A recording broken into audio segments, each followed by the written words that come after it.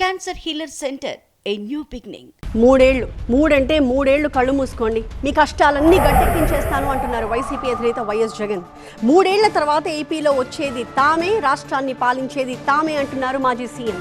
2.0 పాలనలో ఇంకొక జగన్ని చూస్తారు అంటున్నారు. అయితే చంద్రబాబులో ఏ మార్పు రాలేదన్నారు ఆయన. ఇటీవల జరిగిన స్థానిక సంస్థల ఉప ఎన్నికల్లో పాల్గొన్న ప్రజాప్రతినిధులతో జగన్ భేటీ అయ్యారు. ఉప ఎన్నికల్లో ధైర్యంగా పోరాడి పార్టీని గెలిపించినందుకు వారిని అభినందించారు. కష్టకాలంలో కార్యకర్తలు చూపించిన నిబద్ధతకు పార్టీ రుణపడి ఉంటుందన్నారు మాజీ సీఎం జగన్. రాబోయే రోజులు తమవే అని ధీమా వ్యక్తం చేశారు.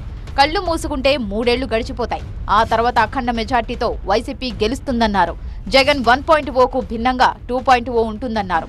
కార్యకర్తల కోసం ఈసారి గట్టిగా నిలబడతానంటున్నారు మాజీ సీఎం జగన్. ఈ 3 ఏళ్ళు అయిపోయిన తర్వాత వచ్చేది మాత్రం ఈసారి ఖచ్చితంగా వైఎస్ఆర్సీపీ అఖండమైన మెజార్టీతో నిలబడుతుంది. ఈసారి వచ్చినప్పుడు మాత్రం మీ జగన్ కార్యకర్తల కోసం ఖచ్చితంగా ఉంటాడని మాత్రం ఖచ్చితంగా చెప్తాను. కానీ జగన్ 2లో మాత్రం అలా జరగదు. ఖచ్చితంగా అందరికీ మాటిస్తూ ఉన్నాను, కార్యకర్తల కోసం జగన్ ఎంత గట్టిగా నిలబడతాడో వచ్చే ఎన్నికల తర్వాత ఖచ్చితంగా అది కూడా చేసి చూపిస్తానని కూడా ఈ సందర్భంగా చెప్తా ఉన్నా.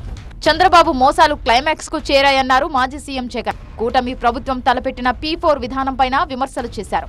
P4 అంట, గుర్తుందా? P4 అని కొత్త మోసం తీసుకొచ్చినది. ఆశ్చర్యకరం ఏంటంటే P4 విధానం అంటే ఏంటంటే సమాజంలో ఉన్న 20% పేదవాళ్ళ బాగోగులన్నింటినీ 10% సంపన్నులకు అప్పగిస్తాడట. అసలు ఈ మనిషి ఏం మాట్లాడుతున్నాడో నాకే అర్థం కాల. రోజు చెప్పిన తర్వాత అసలు రాష్ట్రంలో ఎన్ని వైట్ కార్డ్స్ ఉన్నాయో చంద్రబాబుకు తెలుసా అని అడుగుతా ఉన్నా.